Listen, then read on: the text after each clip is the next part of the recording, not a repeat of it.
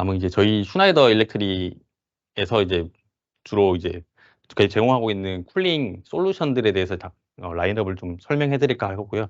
보시는 것처럼 이제 저희가 냉동기, 그다음에 일로 타입의 쿨링 제품들, 그다음에 컨테인먼트, 항온 항습기 등 이제 대부분의 쿨링 솔루션들을 저희가 제공하고 있고요. 저희가 뭐 지금 보시는 것과 같이 약 50에서 2200kW의 용량까지 저희가 냉동기를 공급해 드리고 있습니다. 아무래도 지금 데이터 센터가 커지고 있는 하이퍼스케일로 커지다 보니까 주로 많이들 찾고 계신 게 이제 문의하시는 게 큰 용량 타입의 냉동기라고 보시면 될 것 같고요. 저희는 이제 큰 용량 같은 경우는 2200kW까지 공급을 하고 있고 BCEF, BCEF라는 제품 두 가지 타입으로 공급을 드리고 있습니다. 제공하고 있습니다. BCEF 같은 경우는 터보 냉동기 형태의 냉동기라고 보시면 될 것 같고요. 완전하게 터보 냉동기는 아니지만 터보코라는 압축기를 통해서 저희가 압축기가 적용이 된 타입이라고 보시면 될 것 같고, XREF 같은 경우는 이제 기존의 스크류 타입의 냉동기가 있었는데 그게 이제 없어지게 되고 인버터가 적용이 돼서 이제 에너지를 절감하는 형태의 냉동기라고 보시면 될 것 같습니다. 다음은 저희 아까 말씀드렸던 터보코 냉동기의 외형도를 간략하게 설명드릴까 합니다. 전면에는 이제 컨트롤러가 존재하게 되고요. 전면에서 서비스할 수 있도록 전기 판넬이 전면에 구성되어 있습니다. 그다음에 상부에 이제 응축기 팬이 존재하게 되고 응축 코일이 이런 식으로 이제 V자 형태로 구성되어 있는 게 저희 제품의 특징이고요. 증발기는 만행식 타입의 증발기를 채택하고 있고, 압축기가 이제 오일프리 터보코 압축기를 적용하고 있습니다. 오일프리 터보코 압축기 같은 경우는 말씀드린 것처럼 오일프리 제품으로 이제 기본적으로는 압축기 내에 이제 보통 이제 메카니컬 운전을 하기 때문에 오일이 필요하게 되는데 터보코 같은 경우는 오일이 들어가지 않는 상태에서 운전을 하게 되는 것이 특징이라고 보시면 될 것 같습니다. 나중에 뒤에서 조금 더 설명드리도록 하겠습니다. 주요 구성품에 보시면은 이제 오일프리 터보코 냉동기가 있고요. 압축기가 있고요. 그 다음에 아까 말씀드렸던 VSD 스크류 컴프레셔가 있고, 그 다음에 전자식 팽창 밸브가 저희가 사용을 하고 있고, EC팬 효율을 위해서 EC팬 에너지 절감을 위해서 사용하고 있습니다. 나머지들은 뭐 다들 뭐 많이들 알고 계시는 것이라서 팽창 밸브나 뭐 EC팬은 따로 설명드리진 않을 것 같고요. 그다음에 저희 터보코 냉동기에서 조금 더 말씀드리자면 아까 말씀드렸던 것처럼 오일이 들어가지 않는 타입이고, 터보코는 이제 저희 다른 타 제조사에서 제작한 압축기를 가져와서 저희가 제작하는 형태라고 보시면 될 것 같습니다. 터보코 같은 경우는 이제 오일이 들어가지 않는 대신에 마그네틱으로 자기장을 통해서 축을 띄워서 메카니컬 터치가 없이 이제 압축을 한 형태라고 보시면 될 것 같습니다. 그래서 오일이 들어가지 않고 메카니컬 터치가 없기 때문에 소음이 낮다라는 게 장점이고요. 그 다음에 소프트 스타터 VSD가 적용이 됐기 때문에 용량에 대한 컨트롤도 굉장히 좀 조용하고 적극적으로 잘 한다는 게 특징이라고 보시면 될 것 같습니다. 다음으로 구성품 중에 이제 저희가 에코노마이저라고 저희가 국내에 기본적으로 장착해서 나오는 구성품이고요.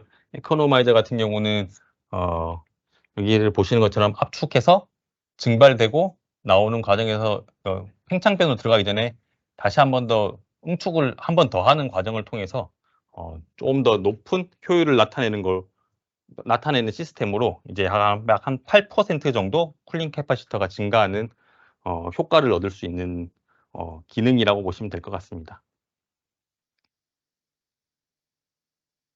다음은 프리쿨링 펌프에 대해서 좀 설명드리도록 하겠습니다. 프리쿨링에 대한 솔루션이 사실은 저희만 가지고 있는 솔루션도 아니고 뭐 이게 최근에 개발된 솔루션도 사실은 아닙니다. 네, 프리쿨링 같은 경우는 이제 프리쿨링 펌프를 통한 시스템이 있고, 그 다음에 3웨이 밸브를 통한 시스템이 있는데, 저희 같은 경우는 프리쿨링 펌프를 통해서 프리쿨링을 동작하는 형태라고 보시면 될 것 같고요.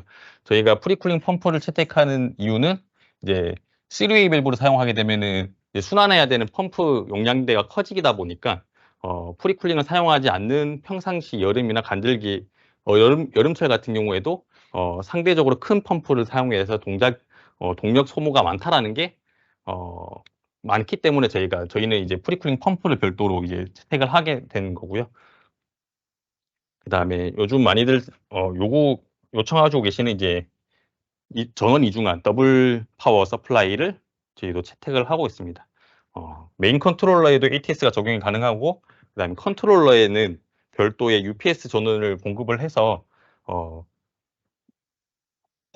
정전이 일어났을 경우 복전된 상태에서 퀵스타트 모드를 통해서 3.5분, 그러니까 약 한 3분 30초 만에 다시 최대 부하까지 동작이 가능하다라는 게 큰 장점이라고 보시면 될 것 같습니다. 다음은 패널입니다. 저희 슈나이더 제품에서 공급하고 있는 패널 같은 경우는 이제 높이는 4m로 고정이 되어 있고, 폭은 1.6m로 고정이 되어 있습니다. 그리고 와이드에 따라서 이제 용량대가 계속 커지는 형태이고, 250kW에서 최대 550kW까지 저희가 용량대가 나오고 있고요. FWCV 같은 경우는 아까 말씀드렸던 펜월 형태의 장비라고 한다면, FXCV라는 장비 같은 경우는 이제 기본 형태 자체는 이제 항온항습기와 같은 형태를 가지고 있음에도 불구하고 이제 전면으로 공기를 토출해서 사용할 수 있는 형태라고 보시면 될 것 같습니다. FXCV 같은 경우는 최대 243kW까지 저희가 장비가 나오고 있습니다. 다음은 항온항습기입니다. 항온항습기 같은 경우는 5kW에서 최대 220kW까지 저희가 제품이 나오고 있고요. 특징적으로 본다면 에너지 세이빙이에요. 여기 중간에 LDEV라고 되어 있는 E자가 들어가는 제품들이 저희가 에너지 세이빙 제품들인데, 에너지 세이빙이 적용이 된 항온항습기도 저희가 공급을 하고 있다는 게 조금 다른 타사와는 좀 다르게 특징이라고 보시면 될 것 같습니다. 다음은 일로입니다. 일로 같은 경우도 보시는 것과 같이 이제 굉장히 얇은 형태의 공조 장비라고 보시면 될 것 같고요. 한 300에서 600 사이즈의 이제 크기로 나오게 됩니다. 7kW부터 최대 57kW까지 용량이 나오게 되고요. 여기 지금 보시는 것처럼 SC 같은 경우는 이제 실외기가 필요 없는 타입의 장비라고 보시면 될 것 같고요. 그다음에 RD, RC와 같이, RD는 이제 팽창 다이렉트 익스펜션 타입으로 그냥 공냉식과 순냉식이 적용된 타입을 RD라고 하고, RC 같은 경우는 냉수식이 적용된 타입이라고 보시면 될 것 같습니다. 일로를 조금 더 자세히 알아보게 되면은 이제 일로 같은 경우는 렉당 5kW 이상 고밀도 IT 로드에 적합한 형태의 솔루션이라고 보시면 될 것 같고요. 아무래도 이제 서버에 바로 옆에서 근접해서 위치하다 보니까 조금 더 이제 불필요한 냉방을 줄여서 에너지 효율을 향상하게 되는 솔루션이라고 보시면 될 것 같고요. 그다음에 이중마루 설치가 불가한 환경에 적합한 장비이고, 그다음에 바로 옆에 서버에서 이제 동작을 하다 보니까 근접 냉각 방식으로 정밀하게 제어 가능하고, 특정 구역의 핫스팟 해결 가능한 솔루션이라고 보시면 될 것 같습니다. 그리고 별도의 항온항습실이 필요 없이 그냥 서버 사이에 들어가 있는 형태라고 보시면 될 것 같습니다. 보시는 것처럼 이제 여기가 서버가 있다고 한다면 이렇게 사이사이에 들어가는 장비가 일로라고 보시면 될 것 같고요. 전통적으로 많이 보시는 형태의 전산실이라고 보시면 될 것 같습니다. 여기 항온항습기 같은 경우는 이제 찬 공기를 토출해주고 공급해서 이제 룸 전체를 찬 공기로 채워줘야 되는 형태라고 보신다면, 이제 일로 같은 경우는 서버에 바로 옆에 붙어서 존재하기 때문에 전체를 쿨링하는 게 아니라 서버에 필요한 만큼만 효율적으로 공급을 한다라는 게 큰 장점이라고 보시면 될 것 같습니다. 그래서 근접 냉각 방식을 통해 안정적으로 핫스팟을 제거하고 높은 효율을 기대할 수 있는 제품이 인로우라고 보시면 될 것 같습니다. 다음은 이제 연간 시뮬레이션 간략하게 좀 보여드리도록 하겠습니다. 해당 시뮬레이션은 2022년 서울 기준 기상청 자료를 통해서 작성을 한 거고요. 보시는 것처럼 이제 공냉식 항온항습기랑 에너지 절감형 항온항습기에 대한 비교를 한번 해보도록 하겠습니다. 기준은 이제 1000kW 기준으로 했고 글리콜은 30%, 리턴 온도는 27도 50% 기준으로 저희가 작성을 했고요. 제품은 저희 제품으로 기준을 했고 실외기에 대한 동력은 제외를 했습니다. 그다음에 펌프 동력도 제외한 상태로 저희가 산출한 거고요. 공냉식 같은 경우는 보시는 것처럼 이제 총 소비 정력이 240kW 정도 한다면 이제 에너지 절감형 에너지 세이빙 같은 경우는 200kW 정도 나오는 걸로 이제 약 한 15% 정도 에너지 절감하는 효율을 가져올 수 있게 됩니다. 아까 말씀드린 것처럼 에너지 절감형 항온화스키 같은 경우는 이제 외기 온도가 많이 떨어지는 겨울철 같은 경우 압축기가 가동하지 않고 냉수가 직접적으로 코일로 들어가서 찬 공기를 만들어내는 형태라고 보시면 될 것 같고요. 또한 실내 온도 조건을 완화해서 이제 온도를 올리게 되면은 추가적으로 절감 효과 기대할 수 있는데 보시는 것처럼 아까 27도 기준으로 했을 경우에는 15% 정도 절감이 예상된다면 한 30도로 올리면은 20%, 34도로 올리게 된다면 22.5% 절감하는 형태를 절감하는 것을 보일 수 있습니다. 여기 보시는 것처럼 공냉식 항온항스키 같은 경우는 지금 메카니컬 모드로 100% 가동되고 있다면 에너지 절감 형태 같은 경우는 메카니컬은 29%, 믹스가 54%, 프리쿨링이 17% 연간 운전하고 있는 퍼센테이지로 나타내고 있습니다. 다음은 이제 에너지 절감형 항온항습기와 그다음에 프리쿨링 제품의 냉수 항온항습기 비교를 한번 해보겠습니다. 역시나 실내 부하는 1000kW 기준이고 글리콜은 30%, 리턴 온도 27도 50% 기준. 그다음에 저희 슈나이더 제품 기준으로 드라이쿨러나 펌프 동력 제외하였고요. 냉수 출소 온도는 15도 기준으로 작성하였습니다.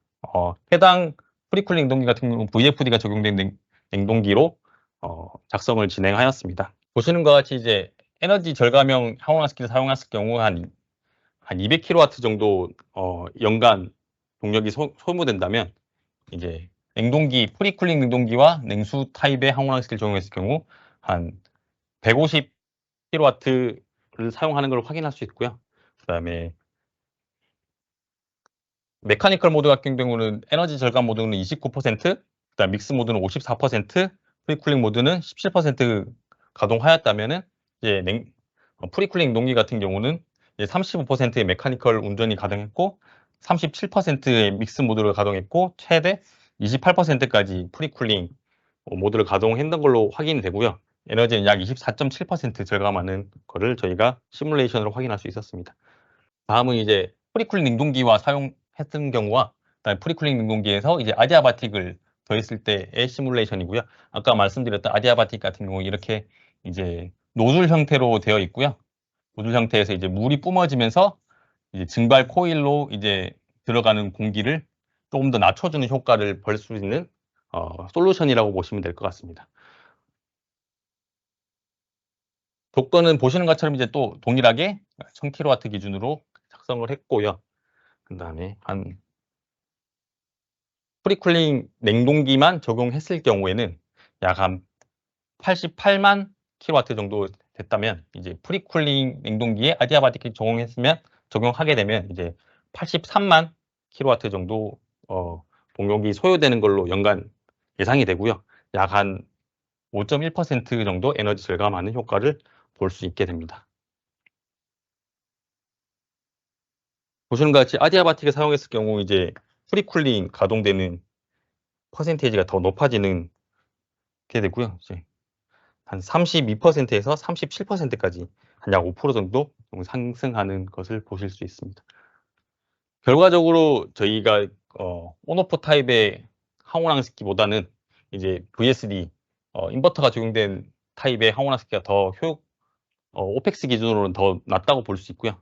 그다음에 보시는 것처럼 이제 에너지 절감의 에너지 세이빙 형태를 하느냐, 프리쿨링 타입을 적용하느냐, 아디아바틱까지 적용을 하느냐까지 확인했을 때 이제 오펙스 기준으로 봤을 때는 프리쿨링 냉동기와 아디아바틱을 적용한 냉수식 타입의 형태들이 오펙스 기준으로는 가장 효과적이다라는 걸 확인할 수 있었고요.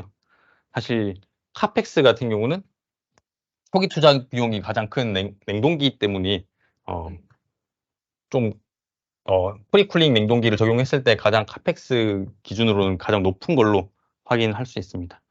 보시는 것처럼 오펙스 기준으로 지금 여기 냉동기, 프리쿨링 냉동기를 사용했을 때 가장 효과가 좋다라고 얘기하고 있는 형태가 나타나기 때문에 대형 데이터 센터 같은 경우는 주로 이 형태를 많이 사용하고 있다라고 이해하시면 될 것 같습니다. 추가적으로 이제 오펙스 향상을 위한 압축기 솔루션에 대해서 좀 설명드릴까 합니다.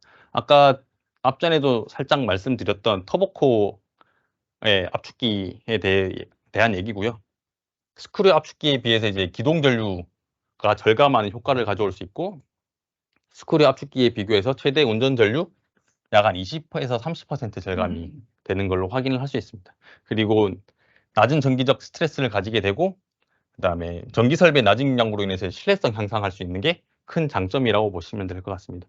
보시는 것처럼 이제 스크류 타입과 터보코 타입의 냉동기 압축기를 비교하였을 때 에너지 효율이 터보코 같은 경우 훨씬 더 높다라는 걸 육안적으로 확인할 수 있습니다. 앞에는 2022년도 기준으로 저희가 작성을 했다면은 이제 2018년 서울 온도 기준으로 작성한 비교 자료고요. 연간 시뮬레이션 자료고, 그다음에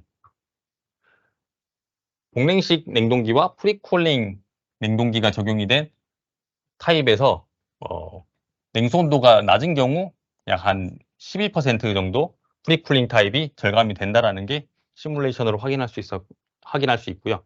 그다음에 동일하게 프리쿨링 냉동기와 일반 냉동기를 했을 때 냉수 온도를 높이게 되면 약 한 32%까지 절감이 된다라는 걸 확인할 수 있습니다. 그리고 마지막으로 스크류 압축기가 들어간 프리쿨링 냉동기랑 터보코 프리쿨링 냉동기를 적용했을 때 터보코 냉동기가 한 28%까지 에너지 절감하는 것을 시뮬레이션으로 확인할 수 있었습니다.